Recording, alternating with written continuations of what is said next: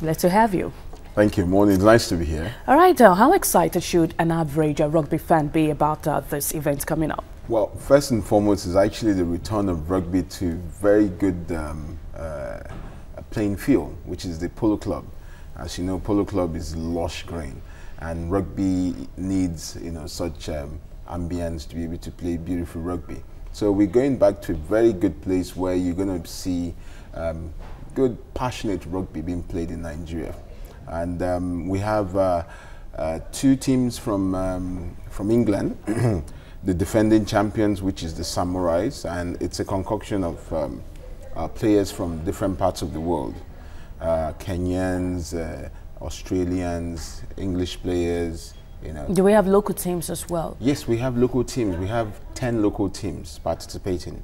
From the north, we have Barewa, we have Sabungeri from Zaria, which is Kaduna. We have Nasarawa, then we have Kwara, Ilorin. And then in the south, we have Delta Rugby Team and Warri. And then also in the southeast, we have the Abia Warriors coming in. And then in Lagos, you have Delta Dragons, Cowries, and Racing Rugby Club. Okay, that's a 7-a-side yes. rugby tournament, not the usual 15 teams right. We get to see, 15 players we get to see, right? The 7 is actually more exciting, actually. That's the selling point for rugby. Yeah. And this time around, you're going to have women's rugby as well. You're having a Edo coming in and Lagos State teams.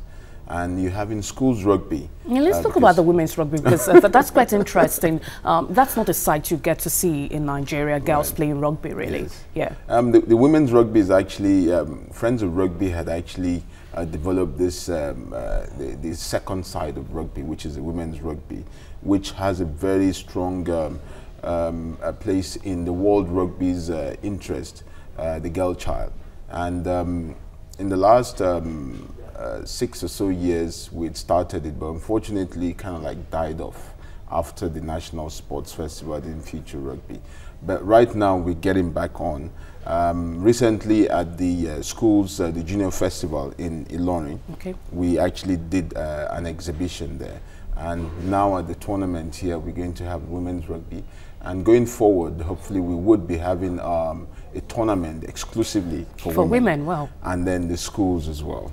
So we're looking forward to bringing all this on board. And one of the things which is coming good for us also is between Tuesday and today, we've been having an officiating course for referees to upgrade our domestic referees. And one of the And what's the response been like? Beautiful. One of the trainers who's actually here is actually a Zimbabwean lady. Okay. And she's the top notch of rugby referees in the world.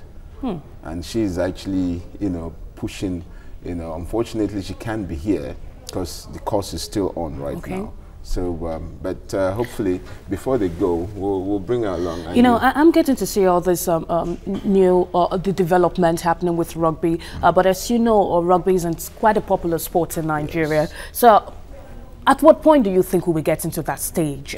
When you look at rugby, how will you access it yourself? Well, what we're doing right now is actually the in-thing to actually get it popularized. And we thank the Sports Writers Association of Nigeria and media houses who are actually putting on rugby onto the homes of Nigerians.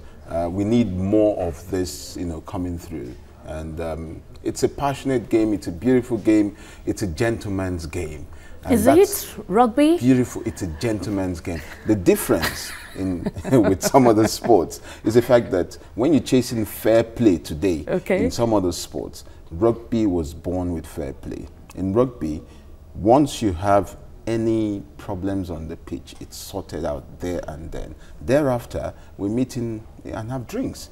The guy who probably gave you a very hard tackle is probably going to buy you drinks, And when we finish the game, the winning side or the winning side actually ushers out the losing side because it's because of you that we were able to win the game. The Independence Sevens now, the name coin, does it have anything to do with the Nigerian independence itself? Yes, it was actually initiated to celebrate Nigeria's 50th independence. And a year before, that was on 2009. and we celebrated the 50th anniversary. That's why it's still within the month of October. Okay. Normally it should have been, you know, right there October 1st or so, but you know, looking at other programs on the rugby calendar, it had to be shifted to 28th, 29th of October. This is like the 6th edition? This is the 8th edition. Yes, and has any local team ever won this? Yes, Cowries had actually been the ones, and Barewa, and then also Police Rugby Club in Lagos had actually won it previously. Okay, and so then the foreign teams now coming in, they actually just kind of dominate, right? They're dominating per se, but this time around, Cowries is actually prepared to give Samurai a run for their money, because Samurai is, you have the national team players of Kenya, for instance, from Tunisia, from Morocco, from in England, a couple of top-notch club sides. They, you know, they concocted a team, and they go playing in different series around the world. So they're a very good side. But I mean, the Nigerian boys can actually hold their own. They're also bringing in some of their players from outside the country. You know, rugby quite huge in South Africa, England, Ireland. How much long before Nigeria gets to that stage? Before we catch up with them. Yes, if we can. For me, we're not.